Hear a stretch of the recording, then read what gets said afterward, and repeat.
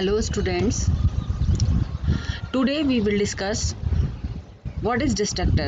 But destructor बताने से पहले मैं आपको क्लियर करना चाहूँगी, थोड़ा रिवाइज कराना चाहती हूँ उससे पहले कंस्ट्रक्टर के बारे में।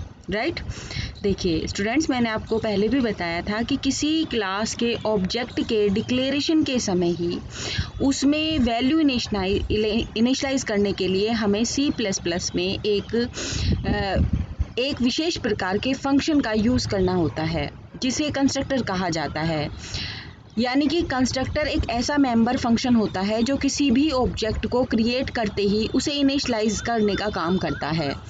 इस फंक्शन के कारण हमें जैसे ही किसी क्लास का कोई ऑब्जेक्ट डिक्लेयर करते हैं तो ऑब्जेक्ट के मेमोरी में स्पेस लेते ही उसमें कुछ वैल्यूज़ ऑटोमेटिकली इनिशलाइज हो जाती हैं।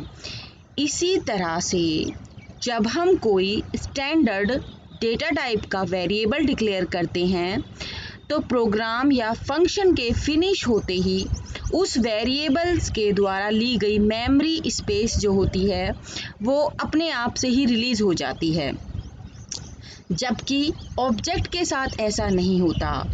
ऑब्जेक्ट के द्वारा जो भी मेमोरी ली जाती है उसको रिलीज करने के लिए हमें एक अलग तरह का स्पेशल फंक्शन यूज़ करना पड़ता है।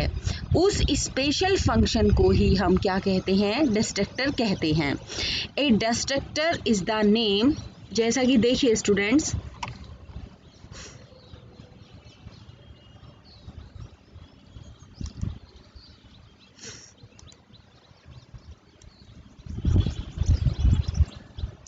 Destructor, as the name implies, is used to destroy the object that have been created by a constructor. Like a constructor, the destructor is a member function whose name is the same as the class name but is preceded by a tilde. For example, destructor for the class integer can be defined as same उसी type से जैसे कि constructor में होता है कि जो class का नाम होता है वही आपके कंस्ट्रक्टर का नाम भी होता है, सेम ऐसे ही डिस्ट्रक्टर का भी वही नाम होगा जो कि क्लास का नाम होगा। बट यहाँ पे क्या होगा कि यहाँ पे आप देखिए एक टाइल्ड ये देखिए ये लगा दिया जाता है, टाइल्ड लगा दिया गया है यहाँ पे स्टूडेंट्स। ठीक है, तो destructor never takes any argument nor does it return any value. It will be invoked implicitly by the compiler upon exit from the program block और function as the case to clean up storage that is no longer accessible. It is good practice to declare destructor in a program. It is release memory space for the future use. क्योंकि ये क्या करता है? Destructor memory को release करता है। ठीक है, मेमोरी खाली, जैसे मैंने आपको पहले भी एक न्यू और डिलीट ऑपरेटर के बारे में बताया था, अगर आपको याद है तो न्यू हम यूज़ करते थे क्या करने के लिए? एलोकेट करने के लिए मेमोरी इन द कंस्ट्रक्टर, और डिलीट हम यूज़ करते थे फ्री दैट मेमोरी, उस मेमोरी को फ्री करने के लिए। राइट, अब देखिए स्टूडेंट्स, क्या होता है कि जब भी हम कोई ऑब्जेक्ट क्रिएट करते हैं तो उसकी मेमोरी को रिलीज करने के लिए ही हमें एक मेंबर फंक्शन लिखना पड़ता है। इस मेंबर फंक्शन को ही हम क्या कहते हैं? डिस्ट्रक्टर कहते हैं।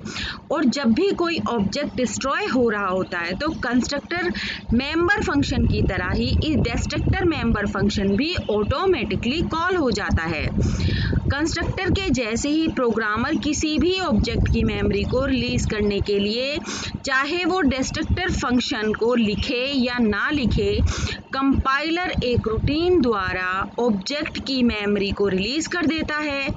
राइट, अब देखिए जैसे कि इसमें एग्जांपल लिया है मैट्रिक्स। राइट, अब देखिए मैट्रिक्स क्लास नेम हो गया एंड स्कोप रिजोल्यूशन ऑपरेटर्स के द्वारा ये देखिए टाइल्ड के साथ हमने मैट्रिक्स लगा दिया। राइट, अच्छा, हमने आगे का प्रोसेस तो आपको पता है, लूप चला दी फॉर इंटीजर आई 0 है तो i less than d1 i plus plus हो जाए, डिलीट pi। अब देखिए ये डिलीट ऑब्जेक्ट क्या कर रहा है यहाँ पे? डिलीट मैंने आपको बताया था डिलीट ऑपरेटर कि किस लिए? कि मेमोरी को फ्री करने के लिए। Right, this is required because when the pointers to object go out of a scope destructor is not called implicitly. अब स्टूडेंट्स आप ये वाला एग्जाम्पल करिए, ये आपके लिए टास्क है। इस एग्जाम्पल को आप रन करके देखिए।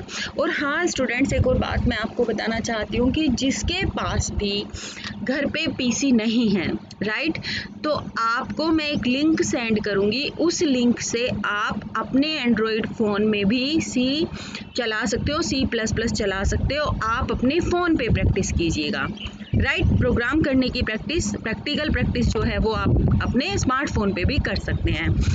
तो ठीक है, होपफुली आपको ये टॉपिक समझ में आया होगा। ओके, नेक्स्ट अब हम नेक्स्ट लेक्चर में नेक्स्ट चैप्टर स्टार्ट करेंगे।